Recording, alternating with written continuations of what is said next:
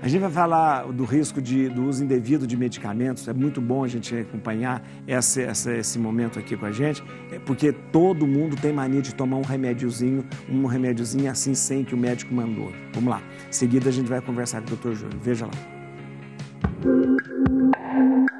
O que você faz quando se sente mal? Em vez de buscar um médico, algumas pessoas recorrem à automedicação ou à indicação de amigos ou atendentes de farmácia. E mesmo aliviando sintomas aparentemente simples, o uso de medicamentos sem prescrição pode mascarar questões mais graves de saúde e trazer consequências para o organismo. Segundo a Organização Mundial de Saúde, metade de todos os medicamentos são prescritos, dispensados ou vendidos incorretamente. E entre os pacientes, metade deles também comete erros na utilização, como mudar a dosagem, não seguir o tempo de prescrição ou utilizar com outros remédios, e até mesmo com bebidas alcoólicas, colocando a eficiência dos tratamentos em risco. No Bendita Hora de hoje, vamos saber mais sobre o risco do uso indevido de medicamentos e como mudar hábitos para tratamentos mais efetivos e uma vida mais saudável. Com a gente é o Dr. Júlio Pereira. Dr. Júlio Pereira, como eu disse, eu tenho uma admiração muito grande por ele, mas é um dos homens mais entendidos, um dos profissionais mais capacitados, um grande neurocirurgião. Dr. Júlio tem o maior canal de neurociência do mundo, né? O canal no YouTube. Pode entrar lá chama Neurocirurgia BR, Neurocirurgia BR. Doutor, seja bem-vindo mais uma vez. Obrigado sempre pela sua solicitude. Sempre o senhor está aqui com a gente, é tão importante. O brasileiro, é verdade que o brasileiro tem o hábito de se automedicar? Outros povos também não têm esse hábito? Também? É muito comum no Brasil. Eu brinco com meus pacientes e falo assim, o brasileiro é muito prático, então ele quer coisa rápida. Eu sou neurocirurgião, às vezes tem que se controlar, porque o paciente tem um problema na coluna, quer que você opere. Eu falo, não, tem que fazer reabilitação. A medicação é a mesma coisa. Se ele tem um remédio que ele vê que funciona, ele acha que encontrou a solução e toma. E eu falo, dor. E qualquer sintoma que a gente tem é um sintoma de alguma doença que está por trás, né? Sim. Eu até brinco, eu falo assim, o americano é avançado na questão de cuidado da saúde é seu. Você é responsável pela sua saúde. O médico é o facilitador.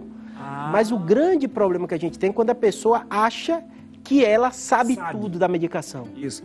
Eu não perguntei porque geralmente a gente tem as nossas farmácias são fartas, né? São fartas. Mas o americano também consome muita coisa em farmácia. Muito.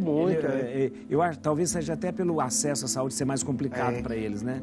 A indústria farmacêutica é uma das maiores indústrias do mundo, né? Então você tem automobilística, bélica e farmacêutica, né? E ela desenvolveu muita coisa que funciona. O grande problema é uma drogaria, né? Até o nome a gente coloca drogaria, a pessoa, ninguém tem medo de drogas, né? E era para o paciente também, ou a pessoa que se automedica, imaginar que aquilo foi desenvolvido, aquilo funciona, mas num contexto clínico. Vou dar exemplo para o senhor ter ideia e assustar como isso é relevante, né? Uma das principais causas que leva alguém a ter transplante hepático é por causa de uso indevido de medicação. A pessoa começa a usar, em especial na minha área, dor é líder nisso, né? Anti-inflamatório. Anti-inflamatório, né? Insuficiência renal por causa de uso indevido de anti-inflamatório.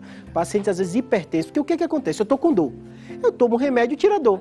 Pronto. Só que se você não vai na causa, você começa a usar aquilo. Óbvio que não é você usando 3, 4, 5 dias. Tem paciente que usa meses, anos, remédio. E lá está escrito, não é para usar muito tempo. Não deve ser usado, né? E uma coisa que às vezes as pessoas não entendem, padre, mas é o seguinte. Quando você tem uma medicação, existem medicações que a própria Anvisa diz que a pessoa pode ir lá comprar sem receita médica.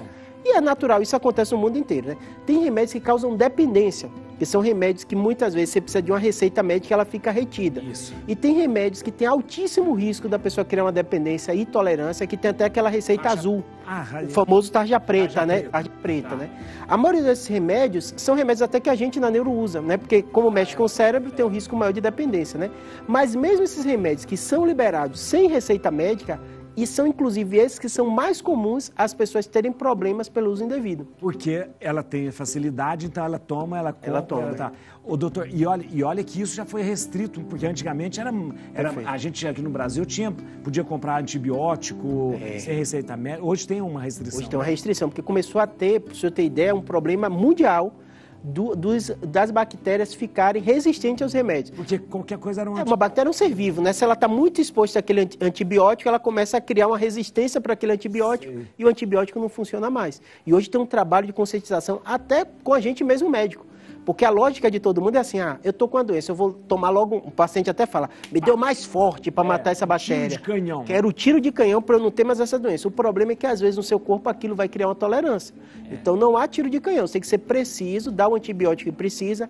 Remédio é a mesma coisa, o paciente, tô com a dor insuportável, me deu mais forte que você tem. Não, deu mais forte, é o adequado para aquilo, a gente faz como se fosse uma escadinha.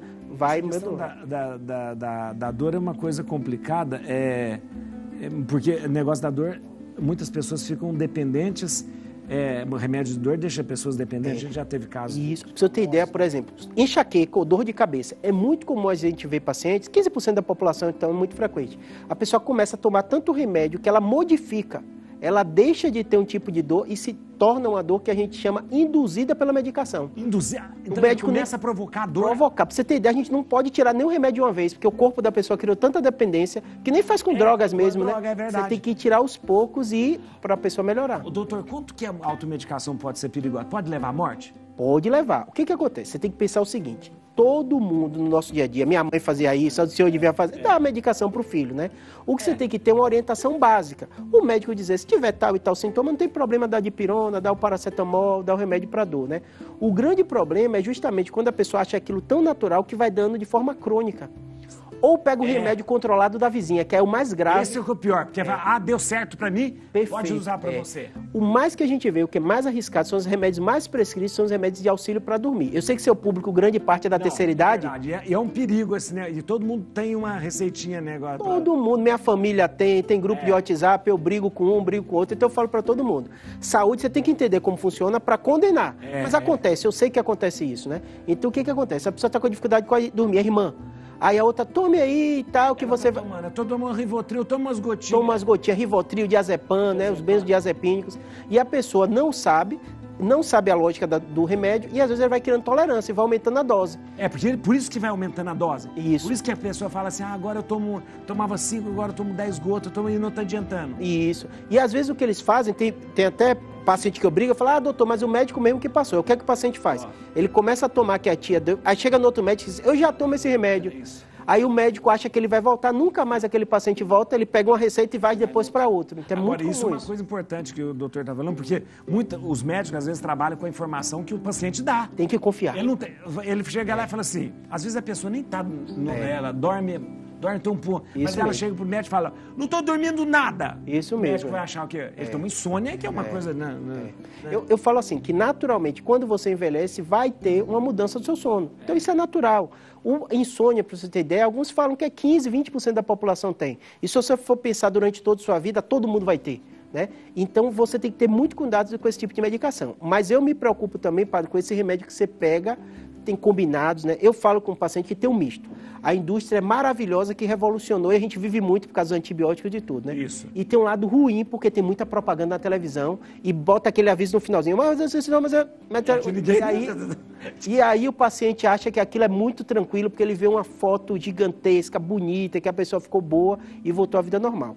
A indústria é maravilhosa, farmácia, tudo isso ajuda muita gente. Tecnologia. É uma tecnologia, mas nesse aspecto de propaganda, você que é paciente, pense, se usar muito remédio e achar que é a maravilha da propaganda, você vai ter problemas com o remédio. Sempre a questão a gente fala, a alimentação sempre ela é o melhor jeito de você ter saúde, gente. Com certeza. O remédio ele vem depois, com certeza, suprir alguma coisa, mas a alimentação é o melhor jeito. A alimentação, o sono, que a gente fala, a Santíssima Trindade. Alimentação, sono e exercício físico. Exercício físico, isso mesmo. Exercício físico. O que eu falo para todo mundo é o seguinte, hoje a gente está vivendo mais do que nunca e claramente todo mundo vai precisar de medicação.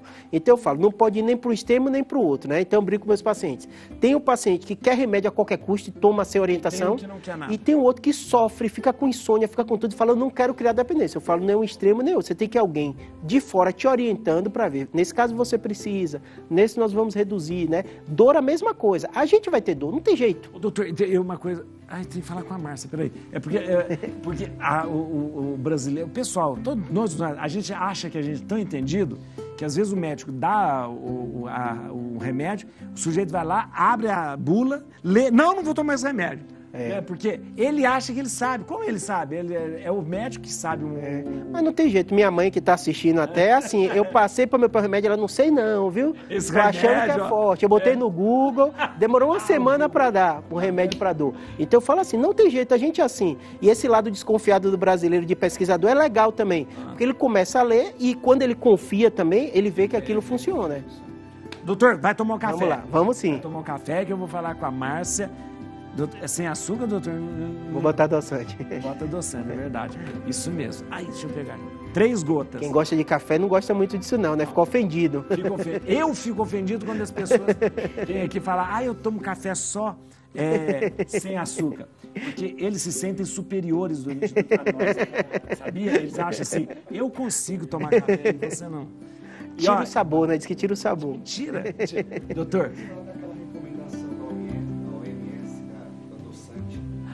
Do adoçante. Mudou a quantidade, né? Mudou a quantidade do adoçante. Eu tomo, eu já falei, eu tomo estévia, depois até vou fazer por... Tem uma pergunta, doutor, tem uma pergunta, e tem várias perguntas, doutor, mas tem uma pergunta aqui, do Rodolfo, nosso... Então, doutor, aqui até a gente falou do café aí, lembramos, né?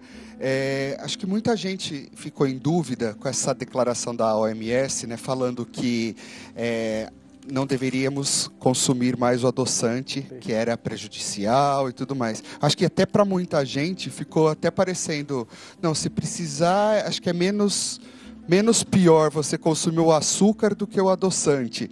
E eu acho que ficou um pouquinho confuso. Na verdade, o que significou essa medida? O que foi falado foi sobre, às vezes, uma confusão de alguns alimentos, até os próprios refrigerantes zero, tudo isso, né? Que as pessoas confundem e acham que aquilo é saudável.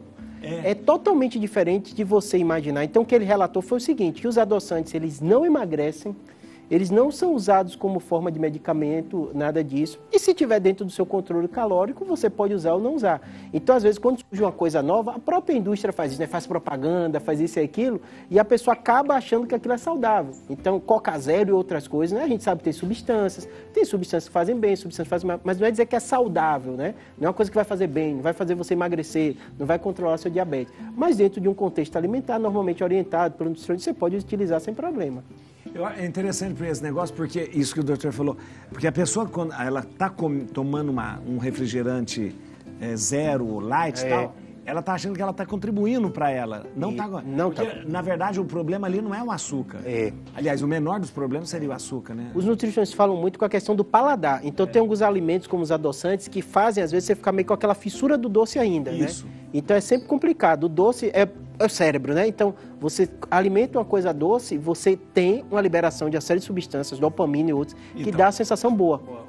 Só que o grande problema é que a gente, quando ser humano, conviveu e evoluiu em período de escassez alimentar. Então, esses alimentos, eles mexem tanto com o nosso cérebro que a gente sabe que aquilo é calórico, você quer comer muito. Para você abastecer o organismo, né? Então, eu brinco que é quase coisa irracional, não é uma coisa que você pensa. Tanto, senão não ia ter nenhum médico gordinho, né? Ia ser todo mundo se fosse uma coisa só racional, não tem jeito.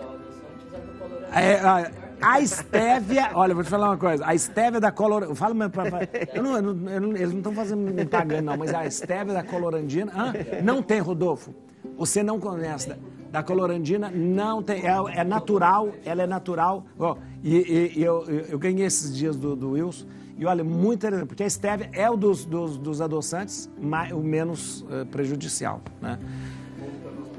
Voltando aos medicamentos, você fala eu queria só perguntar, quando a pessoa começa a fazer uso de medicação, automedicação, e isso começa a prejudicar, ela sabe que está sendo prejudicada?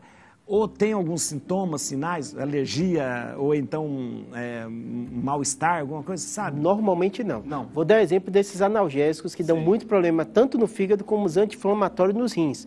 O paciente vai usando aquilo e normalmente melhora a dor que ele está sentindo, mas começa a prejudicar outro órgão. Normalmente, nossos órgãos, ele tem uma reserva funcional muito grande. O que é a reserva funcional? Se você perder 20% dos seus rins, você vai continuar vendo bem. Tanto que pode tirar um rim, doar para outro, então é possível. Só que aquilo vai prejudicando e no longo prazo, às vezes o paciente chega a ter uma insuficiência renal para aí começar a ter sintoma.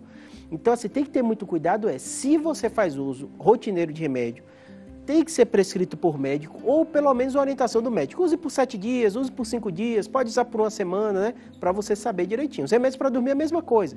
Orientação com o médico e tudo, você vai conseguir usar direitinho. Doutor, a gente às vezes fica falando sobre a questão de você consulta um médico, pode até parecer meio elitista demais, porque a gente sabe que é difícil ir ao médico. Assim, nós vivemos num país onde, se você tem um plano de saúde bom, você consegue o médico e tal. E de repente é difícil você ter sempre uma orientação do médico. Mas assim, padre, hoje no Brasil, alguns exemplos o Brasil tem de referência mundial, se chama saúde básica.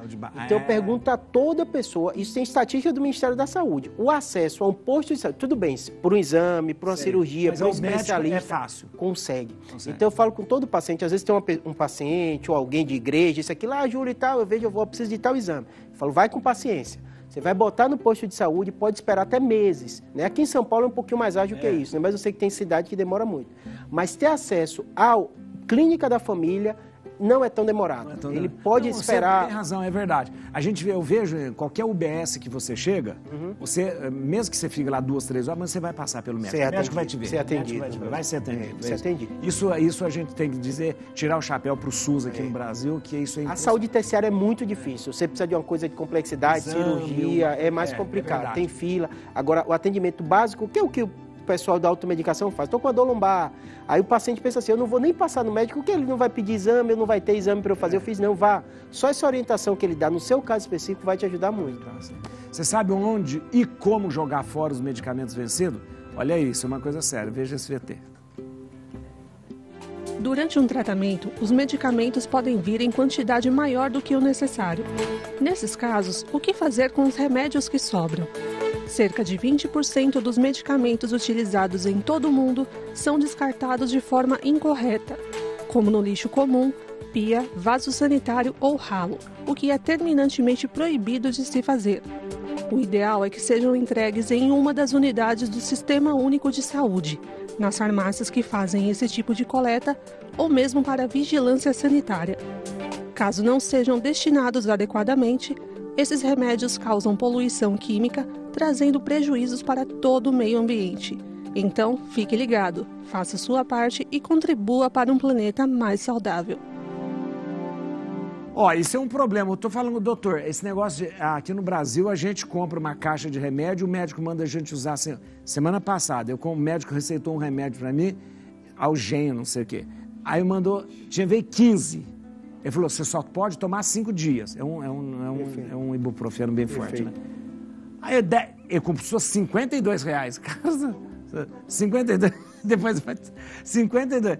Eu vou jogar fora o remédio. Isso é uma coisa aqui no Brasil a gente não tem venda fracionada de remédio. Isso é problemático. Eu falo com todo mundo assim, o remédio da farmácia, né, esses que são de marca, ele tem a grande vantagem de ter o selo, né? Então tem a vantagem, né? Mas tem às vezes essa de vantagem de quantidade, né? Eu falo muito para o paciente para perguntar, porque às vezes, hoje em dia, até uma lei, mas às vezes a gente médico falha nisso, que você tem que botar o nome sem ser o comercial. Genérico, né? Claro que existem situações que até eu mesmo passo em específico se o paciente já se deu bem com aquela medicação, se funcionou melhor para uma crise, mas no geral a gente usa o nome genérico. E você perguntar, porque às vezes um laboratório tem uma quantidade maior, outro menor.